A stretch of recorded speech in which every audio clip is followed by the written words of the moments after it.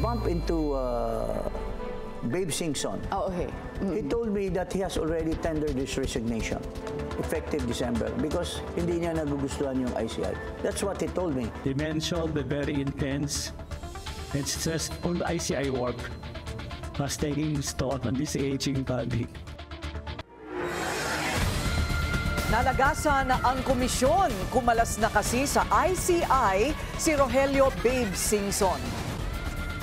Health and security daw ang dahilan ng kanyang paglisan. Apektado kaya nito ang investigasyon sa mga questionableng proyekto. Sa ngayon, tuloy lang ang ICI sa trabaho. May bagong batch na naman ang nahaharap sa kaso. Magandang gabi, ako po si Pinky Webb. Ako naman si Willard Cheng. At ako si Corina Sanchez Rojas. Sa mga kaibigan nating Chabacano, buenas noches. Simulan na natin ang agenda. Dating DPWH Secretary Babe Singson nag-resign na sa ICI. Trabaho ng komisyon, stressful daw. Dating Senador Bong Revilla pinakakasuhan na ng ICI. Chis Escudero, Mark Villar, Nancy Binay at Grace Poe pinaiimbestigahan pa sa Ombudsman. Exclusive, Pagadian City Mayor Samuel Ko, isa umanong pure Chinese Filipino citizenship, pineke ba? Bilyon-bilyong piso ang kita pero malaki ang utang. Prime water ng pamilya Villar ginisa sa Senado. Somalian immigrants tinawag na garbage ni US President Donald Trump. At ready to mingle, Enrique Hill, ano nga ba ang hanap sa isang babae?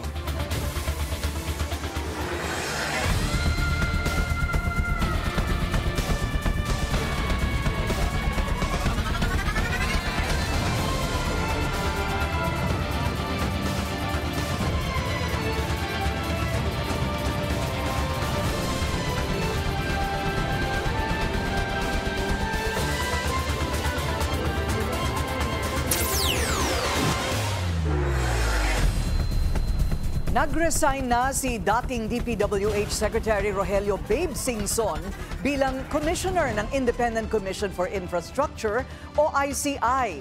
Unang ibinalita ng dating kongresista na si Jing Paras sa At the Forefront ng Bilyonaryo News Channel ang pagbibitiw ni Singson.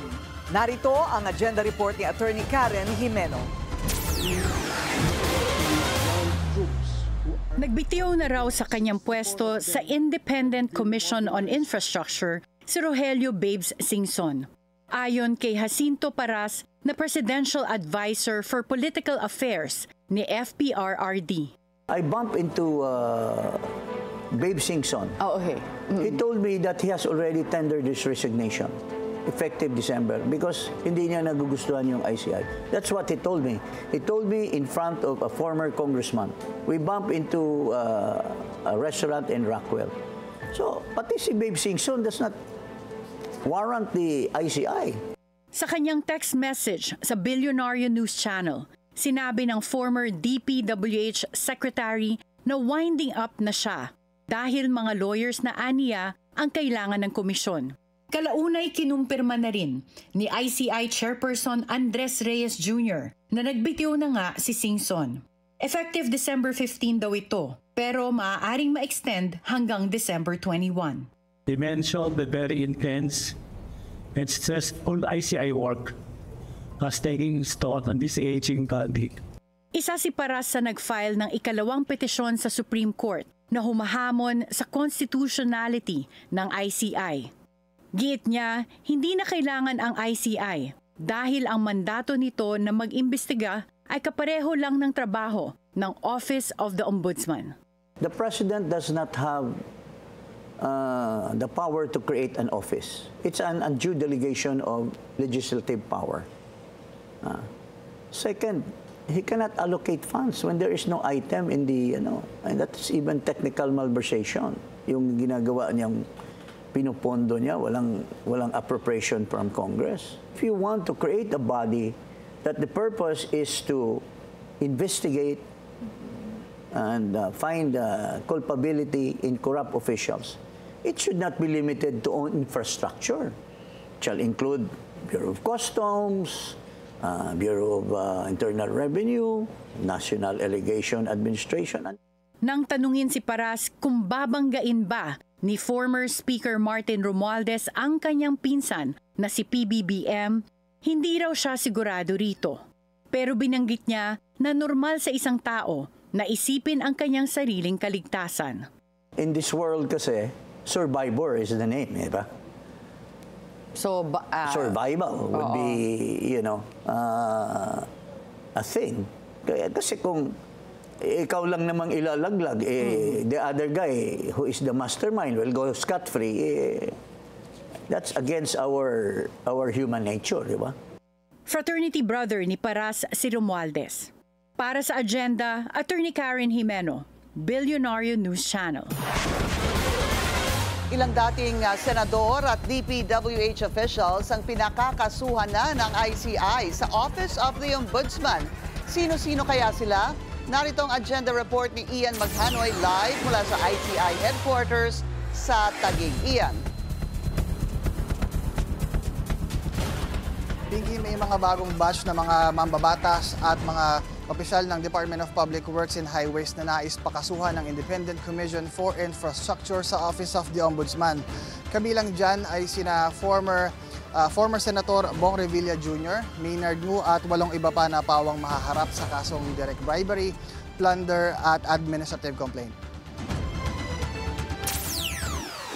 Pinakakasuhan din base sa mga bagong nakalap na ebidensya si former Public Works Chief Manny Bonoan, former Undersecretaries Catalina Cabral at Roberto Bernardo, former Ako Bicol Party List Representative Zaldico, Commission on Audit Commissioner Mario Lipana at ang tinatawag na BGC Boys na sina Henry Alcantara, Bryce Hernandez at JP Mendoza. Pinakakasuhan din si Senators Chis Escudero at Mark Villar at mga dating senador na sina Nancy Binay at Grace Poe. Ngayong araw din humarap sa ICI sina Pasig City Congressman Roman Romulo at Bulacan 1st District Representative Danny Domingo. Pero kung kahapon ay binuksan sa publiko ang pagdinig, hindi ito nangyari ngayon dahil humiling ng executive session ang dalawang mambabatas. The information that will be provided by the good congressman at this point would potentially put the life and safety of an individual, particularly the good congressman's life and safety, in danger, Your Honors. Kapwa itinuro si Romulo at Domingo ng tinaguriang flood control royalty na sina Sara at Curly Discaya at ng BGC Boys na umano'y nakikinabang umano sa 10 to 25% na kickback sa manumalyang flood control projects. Maring itinanggi ni Romulo na kilala niya ang Discaya couple at tangi ang DPWH lang daw ang humahawak ng proyekto ng ahensya. Talagang sila yung in charge sa mga, sila yung magko-coordinate, sila yung in charge. Talagang inevitable po. Pero, did authorize? No, I'd never authorized. Sa parte naman ng kampo ni Domingo, hiniling nito ang executive session dahil sa apektado na umano ang reputasyon ng kongresista mula sa paratang. Itinanggi rin niya na may kinalaman siya sa maanumalyang flood control projects sa Bulacan. Hindi po totoo yan at yan po ay pinatunayan ko sa investigasyong naganap na yan po ay walang katotohanan. Samantala, Pinky, ay wala pa raw napipisil ang Independent Commission for Infrastructure na pwedeng pumalit para kay Department of Public Works o former Department of Public Works and Highways Chief Rogelio Singson na siyang nagsisilbing commissioner ng Independent Commission for Infrastructure matapos ang kanyang resignation. Hindi rin siya dumating ngayong araw sa tanggapan ng ICI, no? Pero ang pinakamalinaw mula sa resignation na yan ni Rogelio Singson ay magte-take effect ito ng December 15 hanggang December 31. Pero ayon kay ICI Chairman Retired Justice Andres Reyes Jr. ay kailangan pa munang na matanggap yan ng Malacanang. At isa pang bagay na sinabi rin ulit ni Andres Reyes Jr. ay ang health at safety concerns ang tinukoy naman ni Singson para sa kanyang resignation dahil nga kaakibat anya ng pagtatrabaho dito sa bilang lead probers ng ICI sa flood control investigation ay ang kakibat na stress sa trabaho ng ICI para sa isang commissioner na anya ay umiedad na. Pero paniniguro ng komisyon, hindi maaapektuhan ng resignation ni Rogelio Singson ang operasyon ng ICI. Pinky, kaugnay naman sa mga referral case laban sa mga mambabatas ay naglabas ng pahayag ang kampo ni former Senator Bong Revilla Jr. na umano'y wala silang kinalaman sa anumang anomalya sa flood control projects o flood control mess kung saan hindi umano nakatanggap ng subpoena ang kanyang kampo para magpaliwanag bago pa man dumating ang referral case na yan laban sa dating senador. Pinky? Iyan, para lang malinaw, no, si dating Senator Bong Revilla pa lang ang inirekomenda ng ICI na kasuhan. Pero yung ibang mga senador na na-mention mo kanina, recommendation to investigate further. Tama ba yon, Ian?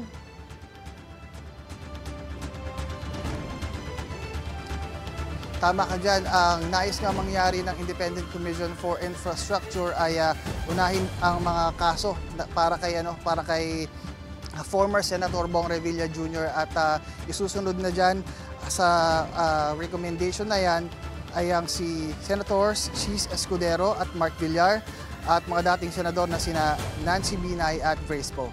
Pinky? At isa na lang, Ian, yung nagpa-live, yung pumayag na mag-live, sa pagkakatanda ko, parang isa pa lang, ano? Yung iba ay they chose to have an executive session.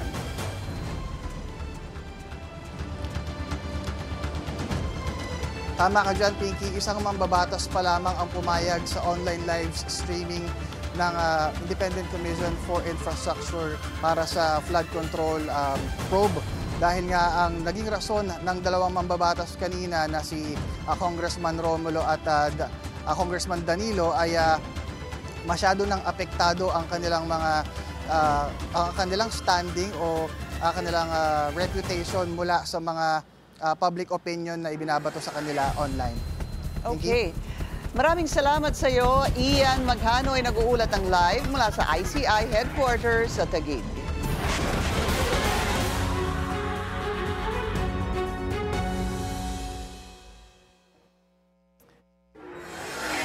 Lawful and mandated.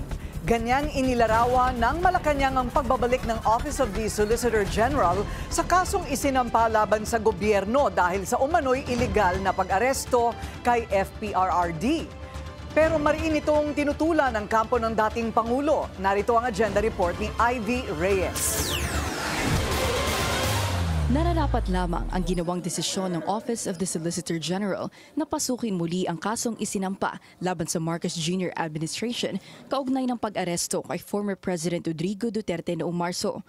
Nagpahayag ang OSG ng kanilang re-entry bilang legal counsel ng gobyerno sa nakabinbing petisyon mula kay FPRRD at Senador Ronald Bato de la Rosa na humahamon sa pagsuko sa dating Pangulo sa ICC. Matatanda ang denied ang petition ng Duterte camp para sa isang temporary restraining order noong March 12, isang araw matapos hulihin si Duterte dahil sa alleged crimes against humanity. Ayon sa Malacanang, naaayon sa mandato ng OSG ang kumilos ng walang pinoprotektahang interes ng iilan lang. Hindi rin daw masasagot ng palasyo ang naging pagpapasya ni dating Solicitor General Menardo Guevara sa pag-recuse nito o pag-atras bilang abogado ng pamahalaan. Pero sa ngayon, ginagawa lang daw ng OSG sa ilalim ni Darlene Berberabe kung ano ang tama at naaayon na hakbang ayon sa batas. Ayon naman kay Attorney Israelito Torion, contradiction ang desisyon ni Solgen Berberabe sa nauna at aprobado ng withdrawal ng OSG. The OSG cannot recuse today and then resurrect tomorrow, ani Torion. Nang umatras kasi ang OSG noong nakaupo pa si former Solgen Menardo Guevara, iginiit nito na wala na ang Pilipinas sa Rome Statute, isang argumento na maririnig mula sa kampo ng mga Duterte. Nitong Oktubre, bilang counsel ni acting Davao City Mayor Baste Duterte, nagsampa ng disbarment case si Torion laban sa ilang cabinet officials, gaya ni na dating Justice Secretary at ngayoy Ombudsman Jesus Crispin Rebulla at Defense Chief Gibo Teodoro. But this is related with the kidnapping as well as expulsion of former President Rodrigo Roa Duterte towards The Hague, Netherlands. So in the light of the fact that the family has decided to file a disbarment complaint against these lawyers who happen to be high officials of the land. Acting Mayor Sebastian Z. Duterte decided to file it himself in behalf of the family. Sinubukan nating hinga ng komento si Guevara pero hindi pa ito sumasagot sa ngayon. Itama ang dapat itama at sumunod sa naaayong batas. Ito ang posisyon ng palasyo sa gumugulong na kaso ni FPRRD sa International Criminal Court. Para sa Agenda, Ivy Reyes, Billionaire News Channel. At makakausap din natin ngayon, Solicitor General Darlene Marie Berberabe. Magandang gabi po sa inyo, Solgen. Hello, good evening. Good evening po. Solgen, mga ilang tanong lang po para mas klaro. Kasi po ang nasusundan po namin ay yung mga nangyayari ng mga desisyon sa The Hague, ano? Tungkol po sa kanyang temporary release or fitness for trial. Dito po sa Pilipinas, ano po ba ang pinaka-issue pa na kailangan pa pong desisyonan? Okay. Yung dating mga na-file na kaso, na mga petisyon ng mga anak ni former President Rodrigo Duterte, ito yung mga habeas corpus na tinatanong ang legality ng issue ng pagka-surrender kay PRRD. So may mga na-file before, habeas corpus, court, TRO, and then itong recent, si Senator Bato ay nag-file ng isang urgent manifestation na patungkol naman doon sa mga pronouncements na sinabi ni Ombudsman Remulla na merong siyang sa telepono niya na warrant of arrest from ICC. So bunsod noon ay nag-file si Senator Bato ng manifestation at dahil ito ay kaakibat or nakakabit ka dun sa main petition na nauna nang na-file, in-endorse sa amin ito ng DOJ at kaya kami, ang OSG, ay nag-enter ng appearance para kami na ang sasagot doon sa sinabi ng Supreme Court na mag-comment sa manifestation ni Senator Bato. Okay, pero tungkol lamang po sa manifestation ni Senator Bato, ito pong issue naman sa pagkaka-aresto kay dating Pangulong Rodrigo Duterte ay kasama rin po sa kailangan ninyong pasukin muli. Opo, kasama po iyon, pero yung amin pong sinagot lamang ay yung manifestation sapagkat bago po nag-file si Senator Bato ng manifestation, ang sumagot po for the Republic ay ang DOJ. Kasi nga po ay nung March 2025 ay nagpaalam ang OSG kung maaaring hindi siya ang mag-represent sa state noong sa kasong iyon. Pero in law, iniisa-isa lang po muna namin. Sa manifestation lamang po kami sumagot. Ayun. Okay, but in law, sino po ba dapat talaga ang sumagot? Ang OSG po ba? Opo, tama po yun. OSG po talaga ang dapat na nagre-represent sa mga kasong kagaya po nito, like it was against the Executive Secretary, against the Secretary of Justice. So because the Solgen po ang defender of the Republic talaga. So yung dati pong naging posisyon ng OSG, kaya po kinailangan niyang magpaalam sa Supreme Court na kung maaaring siya ay ma-excuse na hindi siya ang mag-represent. Pero under po sa batas, talaga pong dapat OSG. Kaya yun po yung sinasabi ng presidente, ng palasyo, na ginagampanan lamang ng OSG ang aming mandato. So masasabi po natin na ang inyong re-entry ay dahil sa mali ang naging posisyon ni dating Solgen Menardo Guevara? Unique po kasi at may specific na factual background.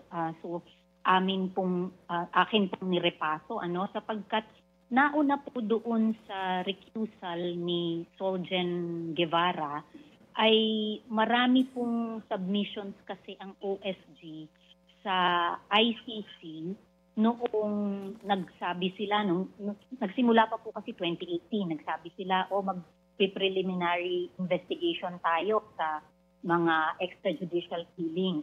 Tapos, ang sumunod doon, nag-withdraw from the Rome Statute.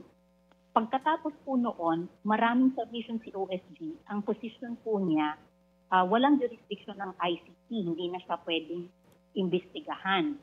Sapagkat meron namang mga korte na maandar dito sa Pilipinas. Subalit, pagkatapos rin po ng mga submissions na yon, ay nagkaroon din ng determination ng ICC na hindi Pilipinas, di namin tinatanggap yung mga argumento nyo, kundi may jurisdiction ng ICC, kaya na nga po tuloy-tuloy. So kung tutuusin po, medyo maraming pagbabago na at development mula po noong nag-file ang OSG noon, sinabihan na po sila na hindi, may jurisdiction ng ICC at kaya nga po tumutuloy-tuloy na yung case against PRRD. So yung mga patakaran po ba ngayon ay nagbago? Kasi yun po ang sinasabi nila. Iba na ngayon o nagkaroon na po ng counting adjustments ang Philippine law para po dito naman sa mga susunod pang kaso tulad ng sinasabing arrest warrant against Senator Bato de la Rosa?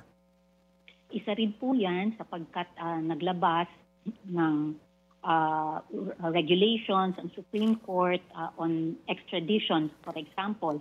At base po dun sa mga pronouncements ni dating Executive Secretary Bersamin at saka na rin po ng DOJ nung napapag-usapan nga itong meron daw warrant of arrest against Senator Bato, ay pinag-aaralang masusing ng DOJ kung alin ba ang dapat na regulasyon na sundin kung sakasakaling mangyari.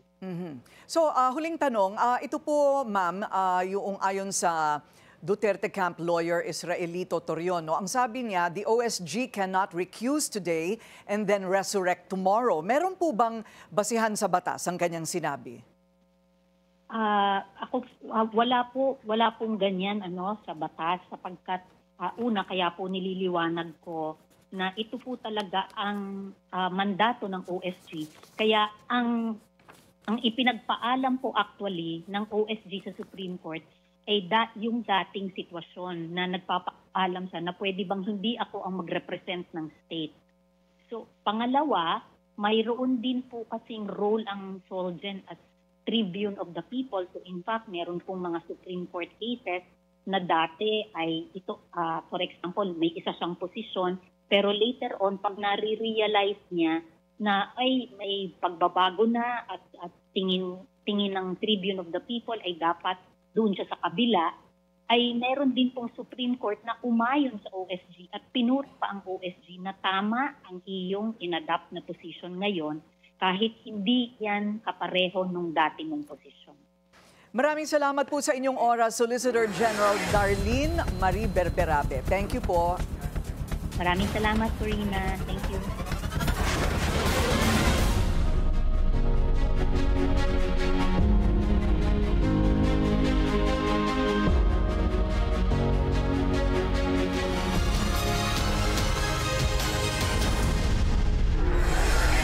Galit na galit si DPWH Secretary Vince Dizon nang maabutan ang mga hindi pa kumpletong infrastructure projects sa Siargao, Surigao del Norte. Sa kanyang inspeksyon, bumungad ang mga di pa tapos na tulay sa Maasin at Asinan sa bayan ng Pilar, pero deklarado ng completed taong 2020 pa. Dagdag pa rito ang isang flood control project na 35% pa lang nagagawa, taliwas sa report na nasa 95% completion rate na. Hindi ako yung taong dapat imulong. Kasi pag ako huminta ng mulo, nakita nyo nangyari kay Kapakanan? Ito na mangyayari sa inyo. What is really the reason? What is the reason? Huwag ninyo kung lolo. Dahil dito, pinamamadali na ni Dizon ang konstruksyon at investigasyon sa mga nasabing proyekto. Nabatid din na may koneksyon umano ang contractor nito kay Surigao del Norte 1st District Representative Francisco Pingo Matugas. 79 billion pesos. Yan ang halagang nalustay umano dahil sa mga ghost project. Ayon kay Senate President Pro Tempore Ping Lacson. Nireview kasi ni Lacson at Senate Finance Committee Chair Win Gatchalian ang 10,000 proyekto.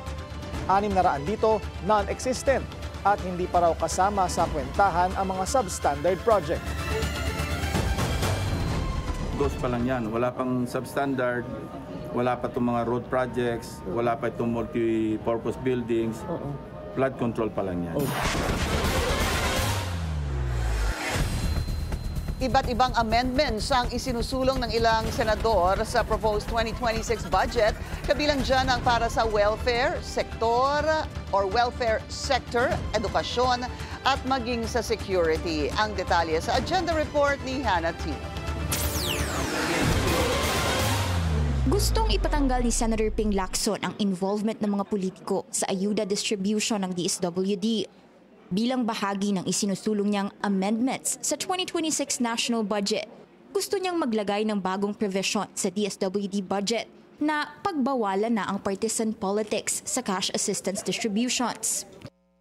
Mr. President, there must be no room for political exploitation and manipulation of the government programs in any shape or form, especially when those at the other end are already suffering. Dapat DSWD personnel at accredited partners lang daw ang nagdi-distribute ng cash aid. Bawal daw ang presence at influence ng incumbent na opisyal, kandidato o sino mang politiko. Kahit political signages, paraphernalia at anumang political display, ayaw din ni Lacson. To politicize a social welfare program is not only unjust but also inhumane. Kailangang siguruhin daw ng DSWD na pag may sumuway dito, papatawan ng administrative sanctions. Bahagi naman ng amendments ni Senate Minority Leader Alan Peter Cayetano ang dagdag pondo na 25 to 50 million para sa budget ng MTRCB na nasa 75 million. Yan ay para raw sa value orientation program nila. I've been admiring from afar MTRCB, but ang nangyayari nakakapagsalita lang sila pag may film na maganda o may film or telenovela na pangit ang values or maganda values tapos nasa TV sila. Pwede raw itong ilaan ng MTRCB sa pagsusulong ng good values sa social media, gaya ng anti-corruption at kahalagahan ng pamilya. 100% sure daw si Cayetano na gagamitin ito ng MTRCB. Target namang itayo ang halos 30,000 classrooms para sa susunod na taon. Naglaan kasi ng 68 billion pesos sa 2026 national budget para dito. Ang pondong ito ay 5 times higher sa 15.25 billion na inilaan sa ilalim ng National Expenditure Program o NEP. Sabi ni Senate Finance Committee Chair Win Gatchalian, paraan na raw ito para pasukin ng DepEd ang iba't ibang mga kasunduan sa local government units at civil society organizations para sa pagpapatayo ng mga classroom. Kahit sa mga lugar na may hamon sa peace and order, pwede raw makipagtulungan ang DepEd sa mga engineer ng Armed Forces of the Philippines. 160 million pesos naman ang ilalaan sa ilalim ng Public Schools Infrastructure Program para sa mga gawaing may kinalaman sa site development. Una nang lumitaw sa Senado na nasa 22 classrooms lang daw ang naipatayo ngayong taon ng DPWH. Napakababa kumpara sa target nitong 1,700. Isa naman sa isinusulong ni Senator Jinggoy Estrada ang dagdag budget para sa NBI. Gusto niyang iangat ang pondo nito ng 85.16 million para sa hazard duty pay ng kanilang technical at forensic personnel. This essential provision is crucial for maintaining the morale and retention of specialized experts. Delikado rin daw kasi ang nature of responsibilities ng mga tao sa NBI at kritikal ang trabaho nila para sa national security. Hinihiling naman ng Department of Agriculture ang 100 million pesos para sa Young Farmers Challenge program nila. Ito'y para ma-expand daw ang grant assistance at capacity building initiatives para sa mga batang agripreneur at masuportahan ang development ng food producers para sa susunod na henerasyon. Dahil kinakailangan ng susunod na henerasyon ng mga Pilipino ay meron pa ring mga magsasaka. Sinisikap ngayon ng Senado ang pagpasa nito ng 2026 budget ngayong Disyembre. Sa susunod na linggo, target nilang i-approve sa third reading ang budget. Mula December 11 to 13, nakatakdang isagawa ang bicameral conference committee meetings para sa budget. Dito magpupulong ang mga kongresista at senador kaugnay ng kanilang budget versions. Commitment ng Senado, isa sa publiko na ito kasunod ng mga issue na dito raw nagaganap ang budget manipulation dahil closed door ito dati. Para sa agenda, Hannah T., Bilyonaryo News Channel. Pinuna ng ilang senador ang proposed 2026 budget para sa education sector. Tila naisingit daw kasi ang isang programang inalis na sa bisa ng Universal Access to Quality Tertiary Education Act of 2017. Narito ang agenda report ni Dexter Ganibe ng Abante. Isinulong sa Senado na tanggalin ang budget na inilaan sa tulong-dunong program ng Commission on Higher Education sa pagbusisi ni Senate President Pro Tempore Panfilo Lacson sa panukalang 2026 national budget. Nasilip niya ang muling pagbuhay sa tulong-dunong. Wala niya ito sa National Expenditure Program na isinumiti ng Malacanang, pero lumutang sa General Appropriations Bill ng House of Representatives ang higit 2.7 billion pesos na nakalaan sa tulong-dunong. Ayon sa senador, sa bisa ng Republic Act No. 10931 o ang Universal Access to Quality Tertiary Education Act of 2017, inalis na ang tulong-dunong at isinama na lang ito sa Tertiary Education Subsidy o TES program ng CHED. Sabi ni Lacson, batay sa ulat ng CHED, higit sa 2.3 milyon na estudyante ang hindi makatatanggap ng subsidiya sa susunod na taon. Mangangailangan na niya ng 34.68 billion pesos para balik eskwela ang mga ito. Kaya ang solusyon niya, delete the tulong-dunong program in the total amount of 2,727,746,000 pesos and transfer the same amount to the tertiary education subsidy. Sa ilalim ng Tertiary Education Subsidy Program, tanggap ng 20,000 pesos kada taon, nahahatiin sa bawat semester ang mga kwalipikadong estudyante ng state universities and colleges at local universities and colleges. 27,000 pesos naman sa mga estudyante ng accredited na pribadong paaralan. Pero para kay Senator Pia Cayetano na isa sa mga advocate ng TES, maliit masyado ang subsidiya. On record, we have established, not coming from me, but coming from CHED and the advocates, that the result of this lowering of the test is that a lot of students drop out. So I would like the body to consider that. We're not giving the amount that they need to finish school. Sa bersyon ng Senado, nasa 27.32 billion pesos na ang nakalaan sa TES sa susunod na taon. Idagdag pa rito ang panukala ni Lacson na ilipat sa TES ang 2.7 billion mula sa tulong-dunong program. With the number of amendments that I have, I'm still leaving because I deducted 2 billion pesos from the budget of the Department of Public Works and Highways. I'm still leaving a fiscal space of around 1 billion 16 million pesos. And I leave it up to the chair to use that amount, given your intervention, to augment further the budget of the tertiary education subsidy. And at the proper time, maybe we can ask the chairman, we'll give him time to respond to this concern, because I don't see the point of letting them go through. We don't even have these courses that makagraduate ka man lang with a liberal arts 2-year program na may ganun panahon ng mga tatay natin. Wala. Magda-drop out ka lang after second year, wala kang tinapos dahil yung tulong na binigay natin hindi kompleto. Ang tertiary education subsidy ay direkta nang ibinibigay sa mga estudyante sa pamamagitan ng kanilang eskwelahan. Hindi gaya ng tulong-dunong noon na dumadaan pa sa mga politiko ang budget. Para sa agenda, Dexter Ganibe, Abante!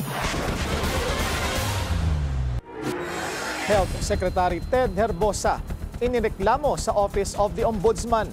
Susunod yan sa agenda. Para sa lagay ng panahon sa Tayabas, Quezon, asahan ang maulan-ulan na panahon bukas. Pagsapit ng Biyernes hanggang sa Sabado, mananatiling maulap ang kalangitan na may paminsang pagsilip ng araw. Pagsapit ng Linggo hanggang Lunes, dahil sa trough o extension ng Bagyong Wilma asahan ang maulan na panahon sa Quezon Province. Ang temperatura sa Tayabas sa susunod na 5 araw ay nasa pagitan ng 22 hanggang 27 degrees Celsius.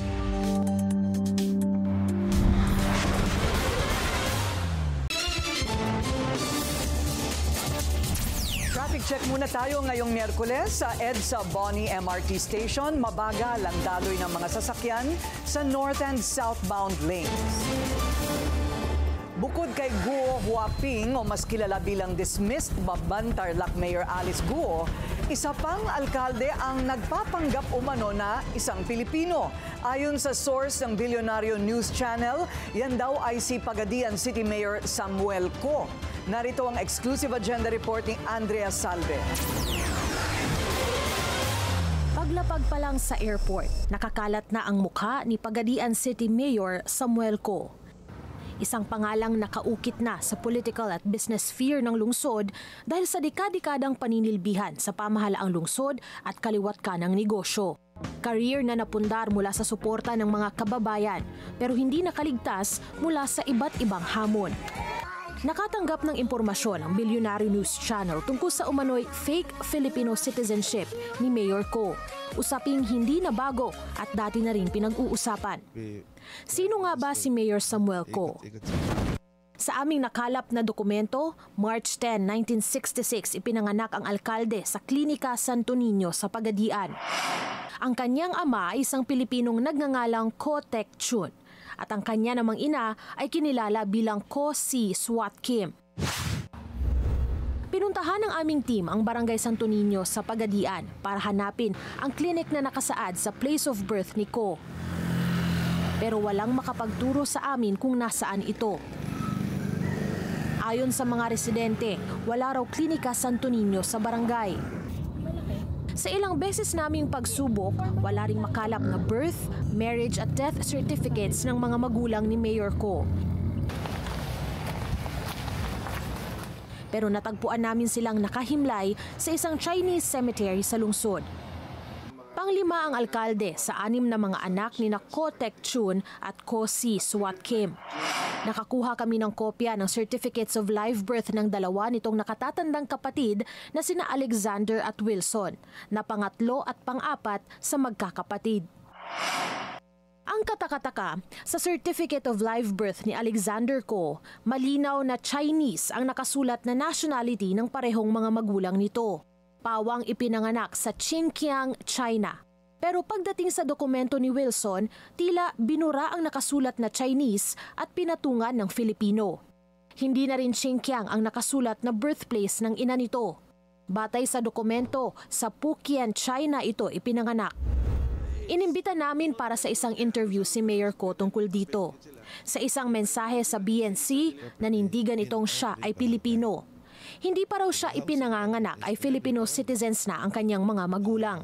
Nananatiling bukas ang BNC para sa panig ni Mayor Co. Sa kasalukuyan, hindi bababa sa 10 ang mga negosyong nakapangalan sa alkalde. Hindi lang sa Pagadian. Meron din sa Ozamis at Iligan. Dati na rin itong naaresto sa kasong syndicated estafa noong 2013 dahil sa kaugnayan niya sa Aman Future Scam. Ang nooy tinaguriang biggest pyramid scam sa kasaysayan ng bansa. Nakaupo rin siyang mayor noon. Kasamang naaresto ang kanyang asawang si Priscilla Ann. Taong 2016 nang payagan itong magpiyansa at sa sumunod na taon inanunsyo ang pagtakbo muli bilang mayor ng Pagadian. Hindi pa rin ito napapalitan sa pwesto hanggang ngayon. Nitong huling halalan na naig si Mayor Co laban sa numero 1 nitong katunggali na si dating Zamboanga del Sur Governor Victor Yu. Una na ring iniulat ng BNC ang dinastiya ng pamilyang Yu at ang dati nitong kaugnayan sa ZMS Construction na kumorner ng multiple DPWH infrastructure projects. Itinanggi na noon ni dating Governor Yu ang kaugnayan niya sa mga proyekto. Para sa agenda, Andrea Salve, Billionaire News Channel. Kung ang allocables ang bagong muka ng pork barrel, non-allocables naman daw ang free-for-all pork ng mga mambabatas. Sa ulat ng PCIJ, nakaladkad din ang anak ng Pangulo rito. Ang detalye sa agenda report ni Ivy Reyes. Iniulat ng Billionaire News Channel kahapon ang allocables o automatic funding sa DPWH para sa bawat kongresista, kung saan top 1 and 2 raw sina Presidential son and Ilocos Norte 1st District Representative Sandro Marcos at Presidential cousin and Leyte 1st District Representative Martin Romualdez. Ngayon, base sa report ng PCIJ, himayin natin ang non-allocables o ang tinatawag na free-for-all pork projects na mga mambabatas. Ang non-allocables, ayon mismo sa DPWH, ay core projects ng ahensya. Kahanay dito ang big-ticket programs at counterpart na mga foreign-assisted projects. Ibig sabihin, mas malaki ito sa mga allocable na lokal na mga proyekto at nasa mga kongresista ang pondo. Ayon na rin ito kay dating DPWH Bulacan 1st District Engineer Henry Alcantara na tinawag na special projects ang non-allocables. Gaya ng ipinakita ng DPWH noong Setyembre na isang table na puno ng 579 million pesos na cash pwedeng i-secure in advance ng mga kontraktor ang non-allocable projects. Sa listahan ng PCIJ, 7.6 billion pesos ang non-allocable sa distrito ni Congressman Sandro, 15.5 billion pesos sa Bulacan 3rd District ni Lorna Silverio at 18.7 billion naman sa Lone District ng Occidental Mindoro ni Leody Tariela. Para sa agenda, Ivy Reyes, Billionaire News Channel. Perwisyo na ang serbisyo, late pa magpasweldo. Ginisa ni Senator Raffy Tulfo ang prime water ng mga bilyar sa Senate hearing kanina. Bilyon-bilyong piso raw kasi ang kinikita nito, pero kabi-kabila ang reklamo. Yan ang agenda report ni Hannah T.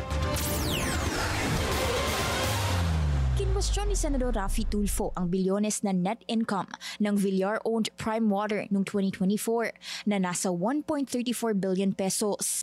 Matapos isabina ang financial statements ng major water providers, nakita ni Tulfo ang malaking agwat sa numbers. Mula 2014 hanggang 2024, lumobo ang utang ng Prime Water mula 270 million pa halos 24 billion pesos. Pero sa halip na makita sa ground ang mga bagong pasilidad, pampahaba ng pipelines o mga water source project, bumaba pa raw ang value ng kanilang property, plant and equipment mula 5.48 billion noong 2020 pa 3.3 billion noong 2024. May mahigit 90 million din na hindi pa rin naibabayad sa isang contractor na gumawa ng leak repairs at iba pang projects sa iba't ibang prime water site, billings na overdue pa mula 2023. Sa mga water district gaya ng Sasilang, ilang beses nang naantala ang sweldo ng mga empleyado at security personnel na dapat ay protektado sa ilalim ng joint venture agreement. Napaisip po tayo, kung kaya nyo kumita ng bilyon, bakit hindi nyo po kaya maglabas para sa sahod at bayarin sa mga contractors? Since 2022, Prime Waters have been earning billions. Hindi po piso-piso yan, na bilyones po yan ang pinag-usapan natin. Sana naman naramdaman ito ng mga consumers. Nagsagawa rin ng malawakang survey ang komite sa mahigit 70 water districts na may JVA sa Prime Water. 61 ang nagsabing hindi sila satisfied sa serbisyo ng kumpanya, habang 52 ang nasa pre-termination o termination process na. Pero 21 lang ang may kapasidad na mag-take over sakaling umapaw na ang aberya. Sa mga lugar gaya ng Santa Cruz, San Fernando at Dasmariñas, kung saan sinuspinde ng mga LGU ang business permit ng Prime Water, mas mabilis daw ang naging pag-angat ng serbisyo dahil nakatake over na ang mga local water district.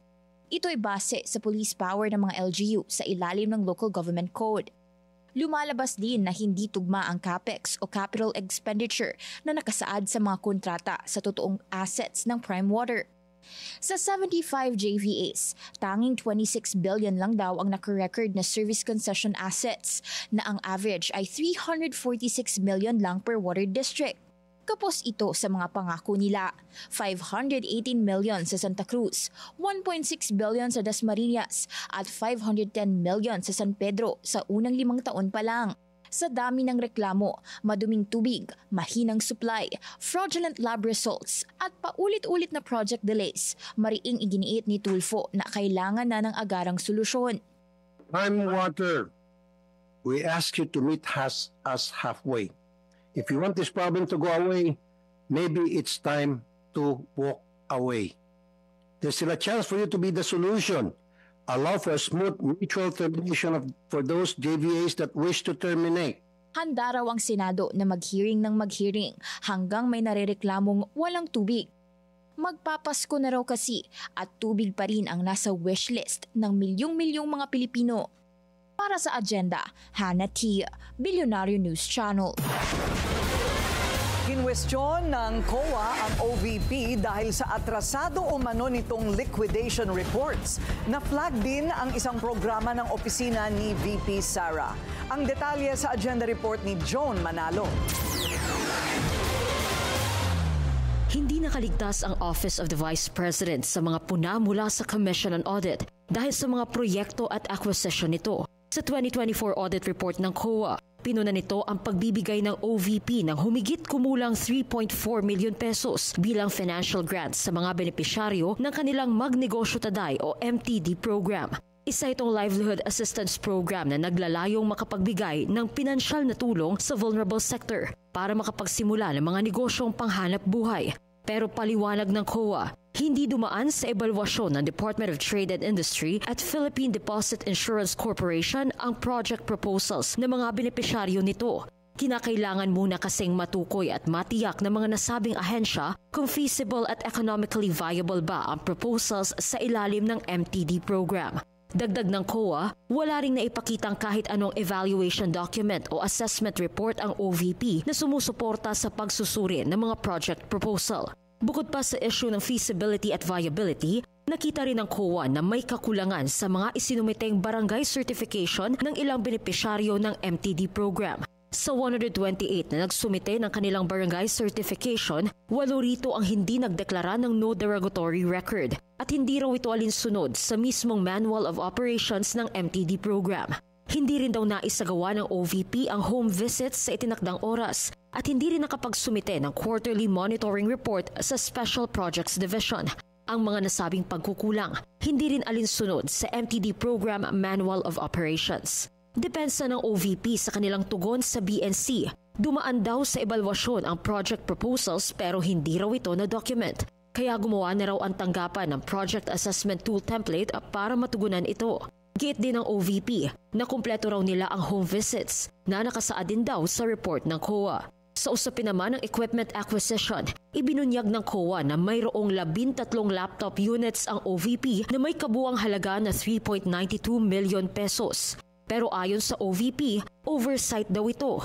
Nagkamali raw ang kanilang staff sa ibinigay nitong summary sa COA. Sa halip, mayroon daw silang 12 donated photocopiers na may valuation na 3.824 million pesos base sa donor nito. Dagdag ng OVP, mayroon din silang isang desktop computer na nagkakahalagang 92,000 pesos na ginagamit ng tanggapan para mag-edit ng kanilang videos. Kasama rin daw dapat ito sa supposedly 13 laptop units na nilista ng COA. Pero base pa rin sa findings ng COA, hindi sumunod ang OVP sa accounting rules ng gobyerno kaugnay ng donated photocopiers nito. Para sa agenda, Joan Manalo, Billionaire News Channel. Unutilized allotments at undisbursed funds naman ang napuna ng COA sa 2024 audit report nito sa DPWH. Yan ang agenda report ni Lyja Bonzo.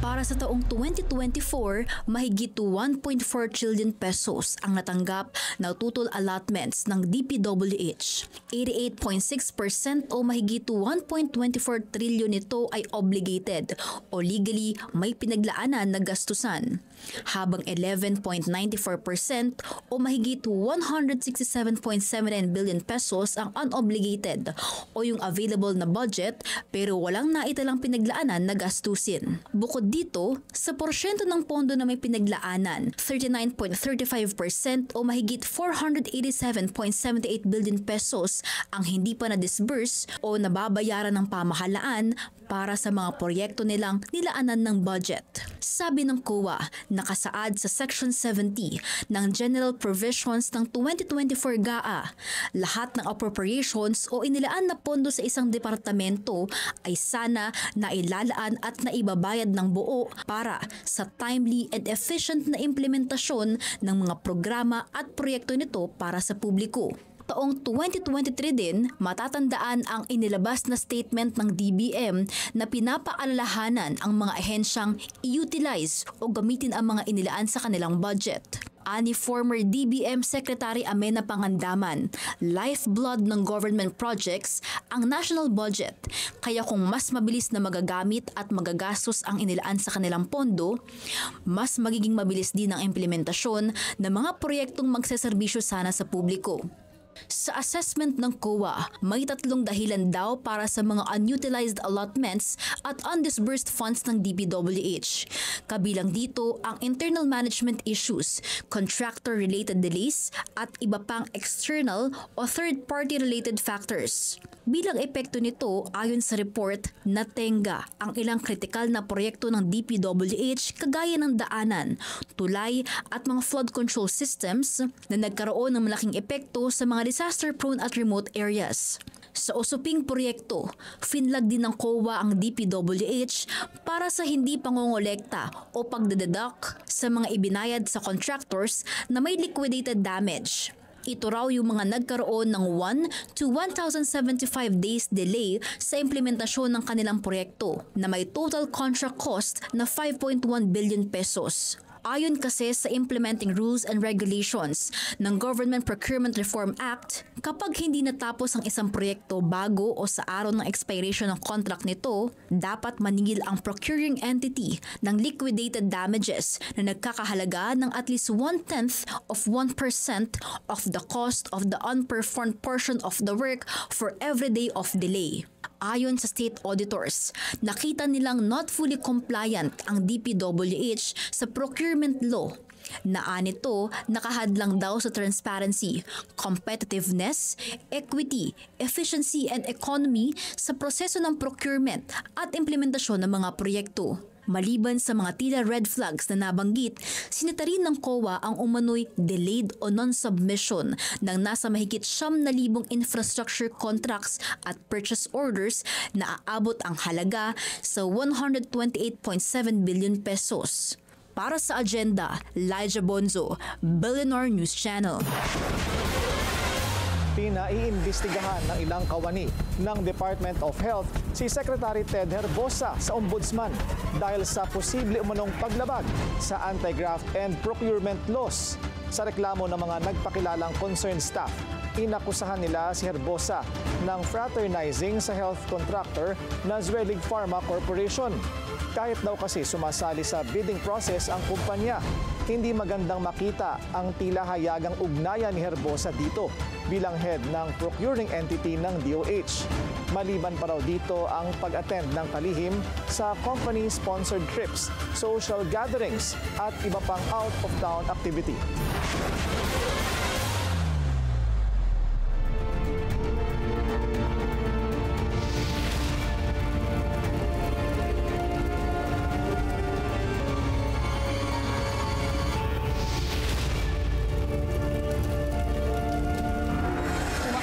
Bilang ng mga namatay sa malagim na sunog sa Hong Kong. Nasa 156 na ito habang hindi bababa sa 30 ang nawawala pa rin. Mabilis na kumalat ang apoy sa apartment complex ng Tai Po District kung saan 4,000 ang nakatira. Bumuuna ng Independent Commission ng Hong Kong para mag-imbestiga. Patuloy ang pagbibigay pugay sa mga biktima, kabilang ang 9 na Indonesian domestic worker at isang OFW. I think we are, at this point in time, we are united in our grief. We are united in our concerns. We are united in wishing those are affected comfort and healing. It's a catastrophe that nobody wanted to happen, and it could have been avoided if the rules and regulations are really strictly executed and regulated, basically. Somalian immigrants tinawag na garbage ni US President Donald Trump. Susunod yan sa agenda. Para sa lagay ng panahon sa Katarman Eastern Samar, asahan na magpapatuloy ang pag-ulan dahil sa sama ng panahon na malapit sa rehiyon.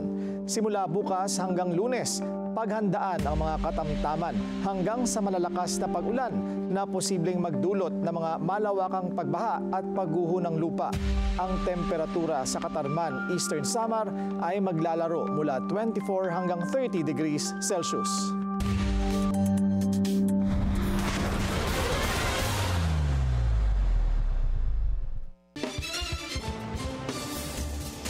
Traffic check ulit tayo sa EDSA Guadalupe. Mabilis ang daloy ng mga sasakyan sa north and southbound lanes. Apektado ng flood control corruption scandal ang ekonomiya ng bansa at tila aabutin pa ng 2027 bago ito tuluyang makabawi. Alamin kung bakit sa agenda report ni Paulo Barcelon. Nagharap kamakailan sina PBBM at BSP Governor Elly Remolona kung saan hininga ng Pangulo ng mas malinaw na paliwanag ang Bangko Sentral hinggil sa pagbagal ng ekonomiya at paghina ng investor confidence. He understood that there's a lack of confidence and I think he understood that it's a crisis that we shouldn't let go to waste. So the crisis is an opportunity for better governance. Pero aminado ang BSP Governor na tila swak ang nauna ng pahayag ng Department of Economy, Planning and Development o DepDev na mas mabagal ang takbo ng ekonomiya mula pagtatapos ng 2025 hanggang sa unang bahagi ng 2026. I think we all agree that for 2025, growth will be slow. We think maybe mid 4%, between 4 and 5%. But the recovery should start by 2026, maybe middle of 2026, and then we should be back on track by 2027. That's what our forecasts say. Paliwanag ng BSP, bahagi ng paghina ay dahil sa spending cuts ng gobyerno, bunsod ng mga nakalkal na kontrobersya sa flood control projects at dahil rin sa pagkawala ng kumpiyansa ng mga negosyante, bunsod rin ng iskandalo. Pero ani Remolona, tila may bounce back din naman ang ekonomiya. Indikasyon daw nito ang unti-unting pag-angat ng stock market at ang pagpapanatili ng BBB positive na credit rating ng S&P para sa Pilipinas. Nang tanungin kung magkakaroon pa ng interest rate cut ngayong taon, tugon ni Remolona, posible itong mangyari. Todo handa na rin daw ang Monetary Board para sa magiging policy stance nila sa susunod na taon. We're still actually refining our estimates of the output gap, of the what we call the Goldilocks rate. So all those things will matter, and I hope the numbers will become more reliable by the next meeting. Nakatakda ang December Monetary Policy Briefing ng Bangko Sentral sa December 11. Para sa agenda, Paulo Barcelon, Billionario News Channel.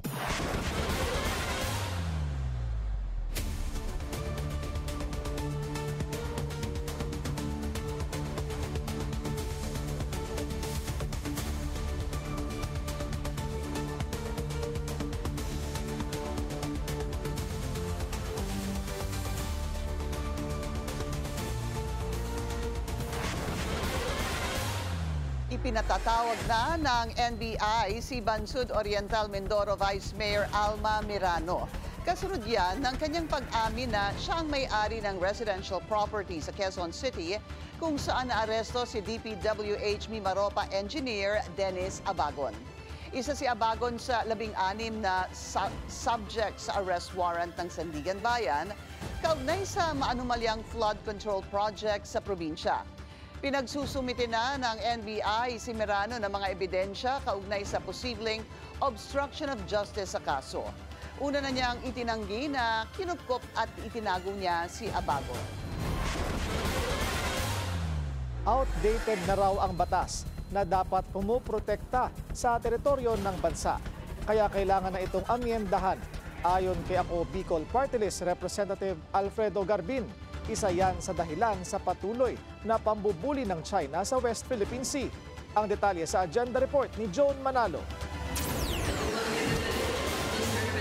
Sumalang na ngayong araw sa House Committee on Constitutional Amendments ang resolusyong inihain ni Ako Bicol Party List Representative Alfredo Garbin tungkol Tungkol ito sa pagpapatibay ng probisyong tumutugon sa national territory sa saligang batas. Paliwanag ni Garbin, kinakailangan ng bisitahin at irebisa ng mga mambabatas ang konstitusyon para mas mapagtibay pa ang karapatan ng bansa sa West Philippine Sea.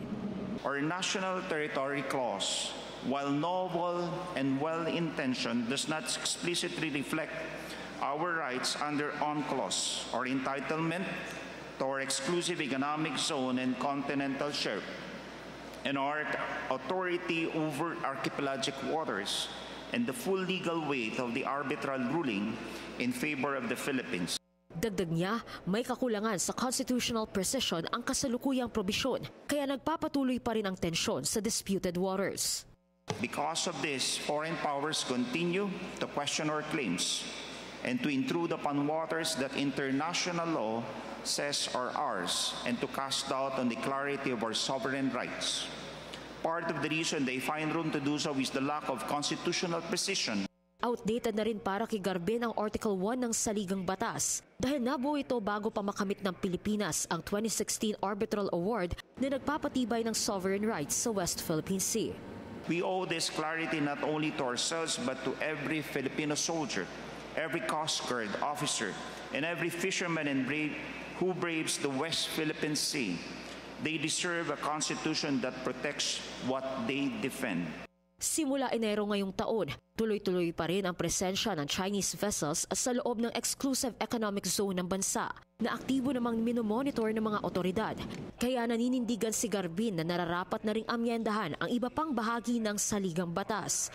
Kabilang na rin daw ang mga probisyon sa National Economy and Patrimony o Article 12, Education, Science, Technology, Arts, Culture and Sports o Article 14 at General Provisions o Article 16.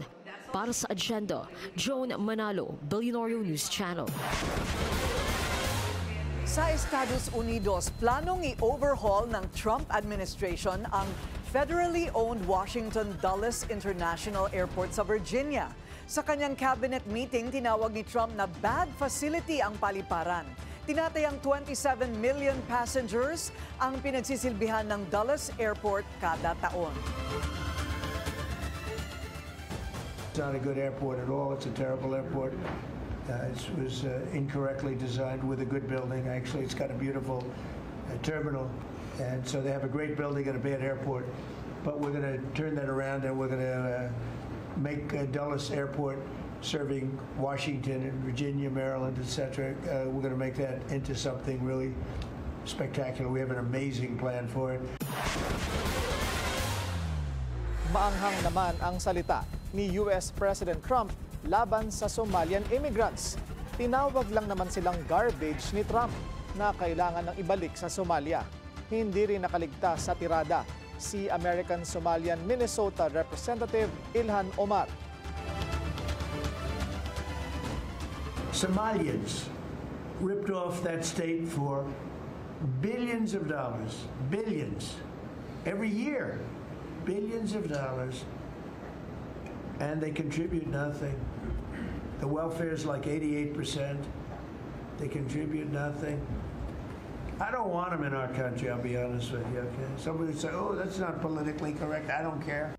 Their country stinks, and we don't want them in our country. Ilhan Omar is garbage. She's garbage. Her friends are garbage. These aren't people that work. These aren't people that say, let's go, come on, let's make this place great. These are people that do nothing but complain. Bumuelta naman si Omar sa social media. Anya, Trump's obsession with me is creepy. I hope he gets the help he desperately needs.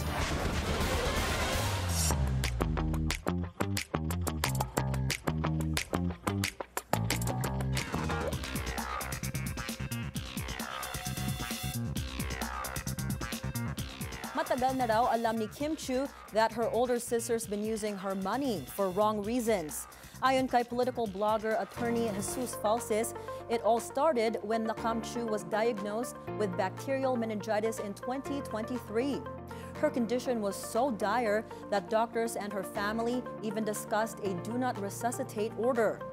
When Nakam recovered, she allegedly went into a YOLO mode and got hooked into gambling.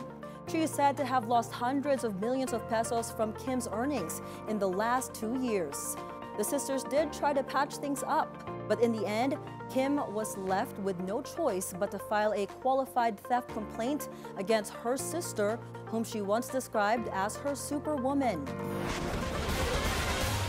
Sabrina Carpenter calls out the White House for using her song in a video promoting the Trump administration's immigration crackdown. Ginamit kasi ang kanta niyang Juno while mocking the people arrested by the Immigration and Customs Enforcement, or ICE. Sa comment sa X, Sabrina describes the video as evil and disgusting. Mensahe pa niya sa White House, "Do not ever involve me or my music to benefit your inhumane agenda." Dati na rin criticized ni Olivia Rodrigo ang Department of Homeland Security for using her own song sa anyay racist and hateful propaganda.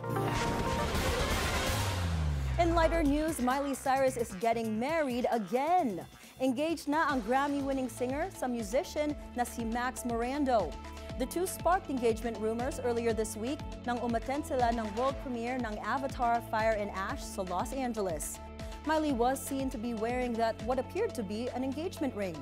Una silang na-link noong 2021. Miley was previously married to Liam Hemsworth, but they separated in 2019. Sarah Paulson gets a star sa Hollywood Walk of Fame. Present mismo ang Emmy and Golden Globe-winning actress sa unveiling ceremony in Los Angeles.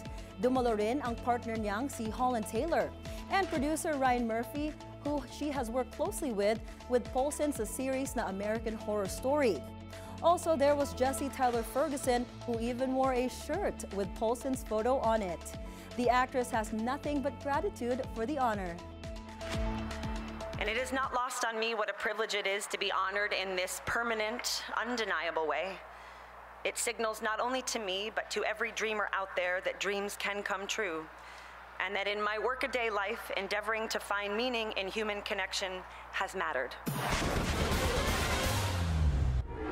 Enrique Hill, ano nga ba ang hanap sa isang babae?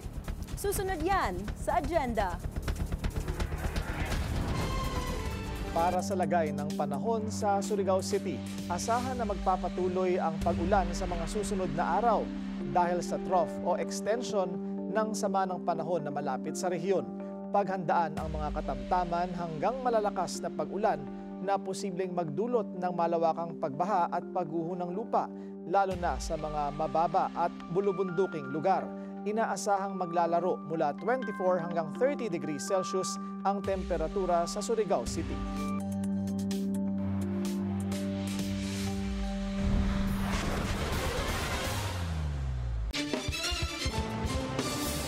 Isa pang traffic check ngayong Wednesday rush hour. Sa EDSA Mega Mall, mabagal ang daloy ng mga sasakyan sa north and southbound lanes.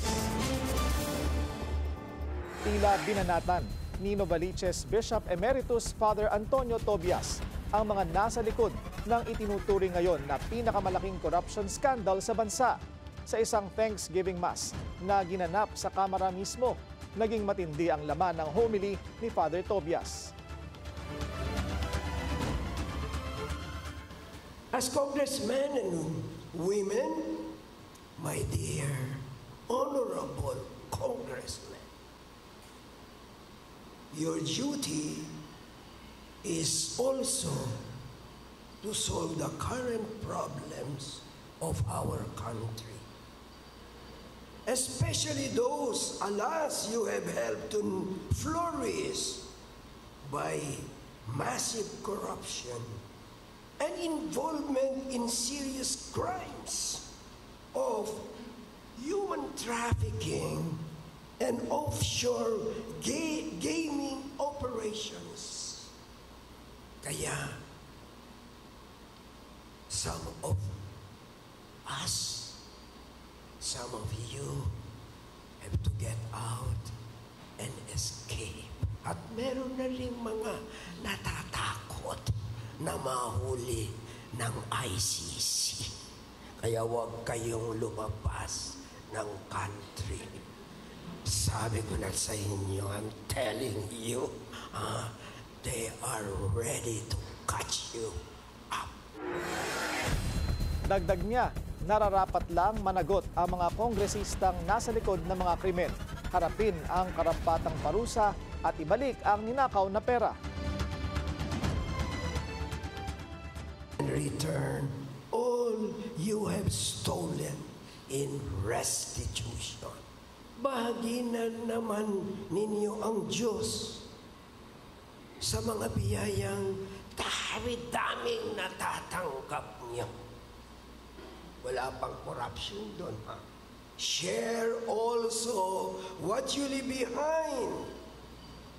Not only to your family, but to your country, proportionately, according to the dictates of your own conscience. Kabilang sa mga dumalo sa misa, sina House Speaker Bogie D, na dati nang nangakong hindi niya pagtatakpan ang mga may sala at hindi po protektahan ang mga kurakot. Inilunsad na ang Tatak Pinoy Strategy Program na may layong palakasin ang mahahalagang sektor ng industriya ng bansa. Sa ilalim din ng inisyatibong ito, prioridad ng gobyerno ang pagtaguyod sa gawang Pinoy. Ang detalye sa Agenda Report ni Pierre Pastor. Siyam na priority sector ang natukoy na palalakasin bilang bahagi ng Tatak Pinoy Strategy ng gobyerno. Ito ang cement, steel and construction materials, chemicals and industrial inputs, food and agro processing, defense manufacturing, information technology and business process management, pharmaceuticals, health and diagnostic products, electronics and electrical devices, semiconductors and automotives, at electrical vehicles and automotive components. Ang Tatak Pinoy Strategy ang kauna-unahang National Industrial Policy ng Pilipinas na isinabatas bilang RA 11981 at inaprubahan ni Pangulong Bongbong Marcos sa pamamagitan ng Memorandum Circular 104. Pamamahalaan ito ng Tatak Pinoy Council na binubuo ng DTI, Department of Finance, DILG, DOST, Department of Agriculture, kasama ang 4 na mula sa private sector. Layo nitong palakasin ang ilang sektor para makapagbigay ng mga trabaho at iangat ang Filipino products and services na isasabay sa global standards.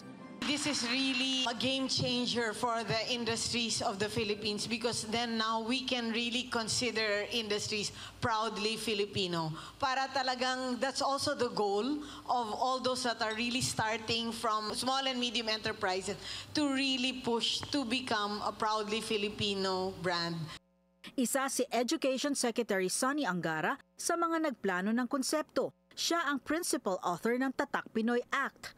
What really catapulted us to the summit, or at least in terms of completing the legislative process, was the certification by the President, the inclusion in the LEDAC, the Legislative Executive Development Advisory Council, as a priority bill. And that really shortened the process. Na-prioritize po ito sa dalawang kamara. Tapos naging batas na pirmahan in February 2024. It's probably of the many laws we've authored or been involved with, isa sa pinaka-proud ho tayo. Isa sa mahalagang probisyon ng Tatak Pinoy Act ay ang pagpa-prioritize ng Philippine products and services or domestic bidders sa mga government procurements, so progress begins at home. Para sa Agenda, Pierre Pastor, Billionaire News Channel. Kinilala ng Cebuana Luwilier ang 2025 Happiest Pinoy finalist nito. Iisa ang kanilang misyon, ang magpaalala sa madla na sa kabila ng mga pinagdadaanan ng bansa, may lugar pa rin ang mga taong ang hatid ay saya. Narito ang Agenda Report ni Paulo Barcelon. Isang PWD leader at community volunteer, si Zacarias Mansing ang tinanghal na 2025 Happiest Pinoy ng Cebuana Luwilier. 2012 nang nadali siya ng spinal cord injury, pero hindi niya ito hinayaang pigilan ang kanyang misyon na makatulong. Mula nang ma-injure, sinimulan ni Mansing ang Books for Kids Project, kung saan natulungan niyang makapagbasa ang nasa 50,000 mag-aaral mula sa 300 schools. Patunay na hindi hadlang ang kapansanan para makatulong sa kapwa. I am grateful that despite my disability, I was able to make a difference in the community, and that I was able to prove that disability is not a hindrance in helping the community and in making a difference in the lives of others. Bukod kay Mansing, siyam pang finalist ang binarangalan sa iba't ibang larangan. Ayon kay Cebuana Luwilier President John Henry Luwilier, layo ng programa na makita ang mga nakakatuwang kwento ng Pilipino sa kabila ng unos at mga problemang hinarap ng bansa ngayong taon. Unfortunately, there's been a lot of negative things. But again, at the end of the day, all Filipinos have a happy disposition. And that's really something that has kept us a leap from everybody else. Umabot sa kalahating milyong entry ang nakalap ng Cebuana Luwilier sa Happiest Pinoy Search nila ngayong taon. The main objective is actually to look for extraordinary stories from ordinary Filipinos and amplify the values, because the nationwide search for the Happiest Pinoy is actually a values-based campaign, our flagship program to ensure that we amplify the positivity and the optimism of the Filipino people. Nakatanggap si Mansing ng 500,000 pesos na premyo mula sa Cebuana Luwilier. Balak daw niyang gamitin ito para mapalawak ang kanyang advokasya na magdala ng mas maraming libro at karunungan sa mga bata. Para sa Agenda, Paulo Barcelon, Billionario News Channel. Sa sports, the Archers are still alive. Pinwersa ng De La Salle University ang do-or-die game sa UAAP Final Four Men's Basketball matapos pataubin ang top-seeded National University 87-77. Kumpleto sa puwersa ang Green Archers sa pagbabalik ni Kian Baclaan at EJ Goliena na naging susi sa pag-neutralize ng twice-to-beat advantage ng Bulldogs. Pumamada naman si Mike Phillips ng 12 points at 17 rebounds habang umalalay sina Mason Amos, Jacob Cortez at JC Makalalag sa closing period.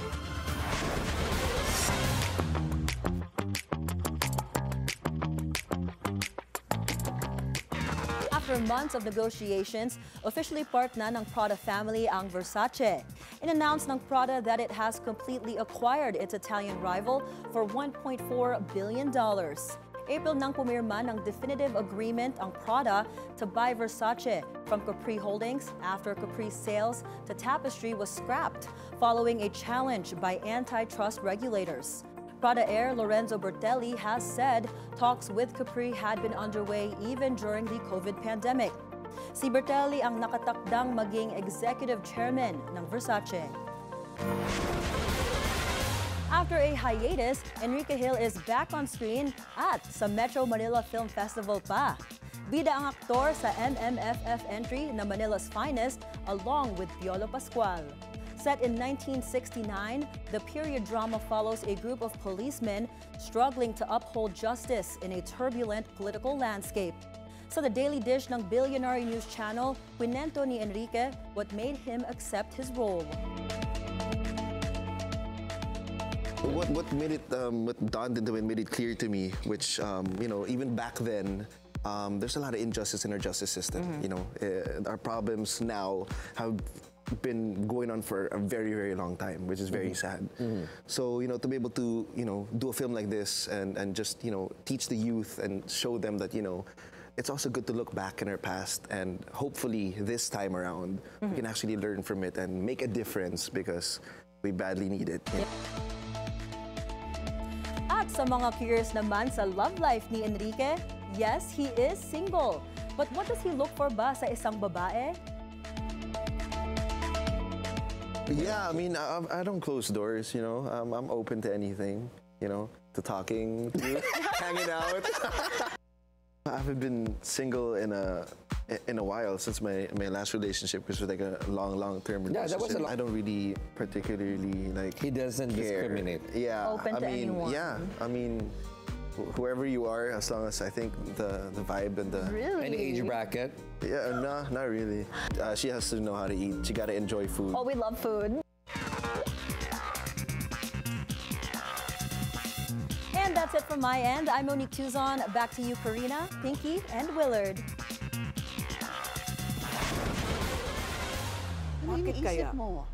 Bakit kaya umalis si Babe Singson? Wala, isipan no?